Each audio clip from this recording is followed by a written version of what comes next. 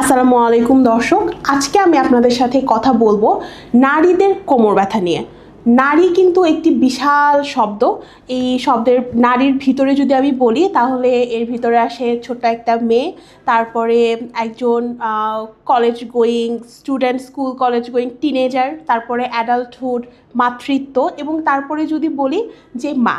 তো এই যে বিশাল একটা ক্যানভাসের মতো একটা আমাদের শব্দ, এটার কিন্তু দেখা যায় যে আমরা হাউস হোল্ড অ্যাক্টিভিটি করি বা অফিসে বসে কাজ করি, অথবা যারা আমরা স্কুল কলেজে যাচ্ছি সেখানে যাওয়ার পথেও কিন্তু ভারী ব্যাগ ক্যারি করা থেকে শুরু করে যে কোনো ধরনের অ্যাক্টিভিটির ক্ষেত্রে মহিলাদের কিন্তু একটা কমন যে সমস্যা, সেটা কিন্তু কোমর ব্যথা।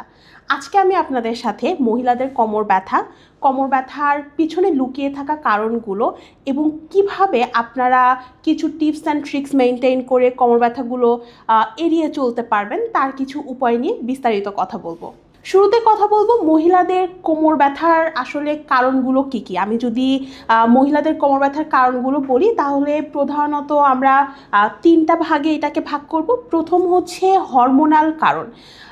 মহিলাদের হরমোনাল কারণের জন্য কিন্তু দেখা যায় যে পুরুষদের তুলনায় মহিলাদের কোমর ব্যথাটা অনেক বেশি, বলতে দ্বিগুণ পরিমাণ যদি বলা হয়ে থাকে সেই পরিমাণ। এবং দেখা যায় যে পুরুষদের ফাংশনাল বা ফিজিক্যাল অ্যানাটমি যেটা, সেটা কিন্তু মহিলাদের ফিজিক্যাল অ্যানাটমি ডিফারেন্ট থাকার কারণে মহিলাদের কোমর ব্যথার পরিমাণটা পুরুষদের তুলনায় বেশি হয়ে থাকে।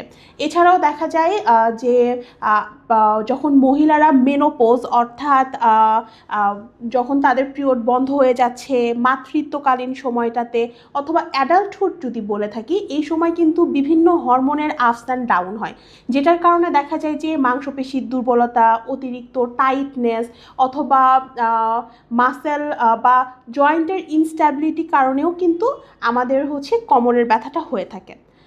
সেকেন্ড যদি বলি সেটা হচ্ছে ক্যালসিয়াম অথবা ভিটামিন ডি ডেফিসিয়েন্সি। আমরা মহিলারা স্বভাবতই দেখা যায় যে আমরা আমাদের খাবার দাবারের দিকে একটু অনীহা থাকে, বিশেষ করে যারা মাতৃত্ব পরবর্তী সময়, অথবা দেখা যায় যে যারা মা হয়ে গিয়েছেন, এই জেনারেশনটা কিন্তু আমরা সাধারণত দেখি যে আমার ছেলে মেয়ে ঠিকমতো খাওয়া দাওয়া করছে কিনা, বা আমার আশেপাশের মানুষজন ঠিকমতো খাওয়া দাওয়া করছে কিনা, এবং এটার কারণে দেখা যায় যে আমাদের শরীরে যে পরিমাণ ভিটামিন, ক্যালসিয়াম, মিনারেলসের দরকার হয় সেটা কিন্তু আমরা নিচ্ছি না, যার ফলে দেখা যাচ্ছে যে এই জেনারেশনটার কোমরের ব্যথার পরিমাণটা অনেক বেশি হয়ে যাচ্ছে। এবং তারপরে আসি যে ভুল পোস্টার। আমরা মহিলারা হাউস হোল্ড অ্যাক্টিভিটি অথবা অফিসের কাজ অথবা স্কুল গোয়িং যেটাই করি না কেন, আমরা কিন্তু স্বভাবতই একটু সামনের দিকে ঝুঁকে কাজ করার যে প্রবণতা, এটা বেশি দেখা যায়। এবং যার কারণে কি হয়, যখন আমি সামনে ঝুঁকে কাজ করছি তখন আমার মেরুদণ্ডে অতিরিক্ত চাপ পড়ছে। এই অতিরিক্ত চাপের কারণে কিন্তু আমার কোমরের ব্যথাটা সৃষ্টি হচ্ছে। এছাড়াও মহিলাদের বিভিন্ন কন্ডিশন আছে, যেমন জরায়ুতে infection, urinary incontinence, period cramp, মেনোপোজের সময়, অথবা দেখা যায় যে মাতৃত্বকালীন আগে বা মাতৃত্বকালীনের পর, এই ধরনের বিভিন্ন সমস্যার কারণে কিন্তু মহিলাদের কোমর ব্যথাগুলো হয়ে থাকে। এখন আসি, এই যে আমি সমস্যাগুলো বললাম যার কারণে একজন নারী তার জীবনে কোমর ব্যথাগুলো অনুভব করছে, সেটা আসলে আমরা কিভাবে রোধ করব। এটা প্রতিকারের জন্য আমাদের প্রথমেই যেটা করতে হবে সেটা হচ্ছে আমাদের পোস্টারাল কারেকশন, অর্থাৎ আমরা যে সামনে ঝুঁকে কাজ করছি, আমাদের অফিস ডেস্কের আর্গোনমিক্স ঠিক আছে কিনা সেটার দিকে আমরা নজর দিতে পারি। বাসায় কাজ করার সময় আমি যেন বেশি ঝুঁকে কাজ না করি সেদিকে আমি একটু খেয়াল রাখতে পারি। এবং যারা আমরা স্কুল কলেজ গোয়িং আছি, তারা আমাদের ব্যাগের ওজন বা আমরা ওয়েট ক্যারিটা সিমেট্রিক্যালি করছি কিনা এই দিকে কিন্তু একটু নজর দিতে পারি। এছাড়াও যারা প্রি এবং পোস্টপার্টাম পিরিয়ড পার করছেন, তারা কিন্তু একজন বিশেষজ্ঞ গাইনোকোলজিক্যাল ফিজিওথেরাপিস্টের আন্ডারে থেকে আপনার শারীরিক কী পরিবর্তন হচ্ছে সেগুলো যদি মেনটেন করতে পারেন, তাহলে কিন্তু অনেকটাই আপনারা এই কোমরের ব্যথা সমস্যা থেকে মুক্তি পেতে পারেন। দ্বিতীয়ত হচ্ছে খাদ্যাভ্যাসের পরিবর্তন। আমাদের খাদ্যাভ্যাসে যদি আমরা পর্যাপ্ত পরিমাণ ক্যালসিয়াম, মিনারেলস, ভাইটামিন এই জিনিসগুলো রাখি, প্রতিদিন যদি 20 মিনিট করে রোদে বসি, পর্যাপ্ত পরিমাণ পানি খাই, তাহলে কিন্তু আমাদের শরীর ডিহাইড্রেটেড হবে না, আমাদের শরীরে মিনারেলস, ভিটামিনস এগুলোর ঘাটতি দেখা যাবে না। তার ফলে কিন্তু আমরা এই ধরনের ব্যথাজনিত সমস্যা থেকে নিজেদেরকে দূরে রাখতে পারবো।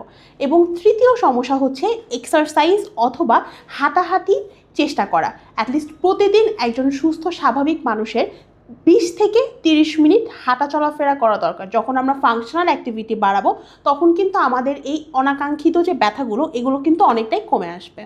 লক্ষণ জানলাম, কিভাবে এগুলো প্রতিকার করব সেটা জানলাম। এখন আমি কিছু টিপস অ্যান্ড ট্রিক্স বলবো যেগুলো যদি আমরা একটু মেনটেন করে থাকি তাহলে কিন্তু আমরা এই ধরনের ব্যথাকে ক্রনিক পর্যায়ে নিয়ে আসতে নিজেদেরকে একটু সাবধান করতে পারবো। প্রথমে হচ্ছে আমরা যখন বসে কাজ করব, দীর্ঘ সময় যেন আমরা বসে কাজ না করি, একই অবস্থায় যেন বেশিক্ষণ না থাকি সেটাকে মেনটেন করার ট্রাই করব। কাজের মাঝখানে আমরা একটু ছোট ছোট পজ নেওয়ার ট্রাই করব, যে আমি আধা ঘন্টা ধরে কাজ করছি, তার মাঝখানে আমি একটু 5 মিনিট বা 2 মিনিট বা 3 মিনিট একটু হাঁটা চলাফেরা করলাম। এই অ্যাক্টিভিটিসগুলো কিন্তু আমরা করতে পারি। সেকেন্ডলি যেটা করতে পারি, যখন আমরা হাউস হোল্ড অ্যাক্টিভিটিসগুলো করব তখন আমি খেয়াল রাখবো যে আমি যেন সামনের দিকে ঝুঁকে কাজ না করি, এবং যখন আমরা নিচ থেকে কোনো জিনিস উঠাবো, ভারী কোনো জিনিস, সেক্ষেত্রে কিন্তু আমাদেরকে সুন্দরভাবে বসে জিনিসটাকে দু হাতে সমানভাবে উঠিয়ে তারপরে তুলতে হবে। এই জিনিসগুলো যখন আমরা করব তখন আমাদের কোমরের যে নিচের অংশ আছে, অর্থাৎ এই অংশটাতে, এটার উপরে কিন্তু আমাদের চাপ কম পড়বে, এবং যার কারণে আমরা এই যে ব্যথা বা ডিস্ক প্রোল্যাপস যেটাকে বলি, পিএলআইডি জনিত সমস্যা বা সায়াটিকা, যে কোনো ধরনের কোমর ব্যথাকে কিন্তু আমরা নিয়ন্ত্রণ করতে পারি। আপনারা যদি কোমর ব্যথা রিলেটেড যে কোনো ধরনের সমস্যা, কোমর ব্যথা মানে কিন্তু দেখা যায় যে কোমর ব্যথার যে কারণগুলো থাকে সেটার কিন্তু এক একজন এক এক ধরনের কোমর ব্যথায় আমরা ভুগে থাকি। কেউ হয়তো বা ডিস্ক প্রোল্যাপস হয়েছে, অর্থাৎ পিএলআইডি জনিত কোমর ব্যথায় ভুগে থাকছে, কেউ হয়তো বা দেখা যাচ্ছে আমরা সায়াটিকা জনিত কোমর ব্যথায় ভুগছি, অথবা কেউ মাতৃত্বকালীন পরবর্তী geriatric cause, adulthood, pre menopause, যে কোনো ধরনের কোমর ব্যথায় ভুগে থাকি। কিন্তু আপনি আসলে কী ধরনের কোমর ব্যথায় ভুক্তভোগী হচ্ছেন সেটা যদি আমরা কারণটাকে আইডেন্টিফাই করতে পারি তাহলে কিন্তু আমাদের চিকিৎসা এবং আমাদের রোগের সমাধান করাটা অনেক সহজ হয়ে যায়। আমরা আমাদের ভিশন ফিজিওথেরাপি সেন্টারে দীর্ঘ 13 বছর ধরে সফলতার সহিত যে কোনো ধরনের কোমর ব্যথার চিকিৎসা প্রদান করে আসছি। আমাদের এখানে আপনাকে অ্যাসেসমেন্ট করা হবে, আপনার ফাংশনাল অ্যাসেসমেন্টের উপরে আপনাকে আমরা একটা ট্রিটমেন্ট প্ল্যান প্রদান করব, এবং তারপরে আপনাকে চিকিৎসা প্রদান করা হবে। তো এই যে একটা লম্বা টার্ম যদি বলে থাকি, এবং এই যে টার্মটা আমরা মেনটেন করি, এটার মাধ্যমে কিন্তু আপনি অবশ্যই কোমর ব্যথা থেকে আবার আপনার সুস্থ স্বাভাবিক জীবনের সকল কাজকর্মে ফেরত যেতে পারবেন। তাই আপনারাও যদি এই ধরনের কোমর ব্যথায় ভুক্তভোগী হয়ে থাকেন বা আপনার প্রিয়জন যদি এরকম কোমর ব্যথায় ভুগে থাকেন তাহলে দেরি না করে কিন্তু আমাদের সাথে যোগাযোগ করতে পারেন। ধন্যবাদ সবাইকে।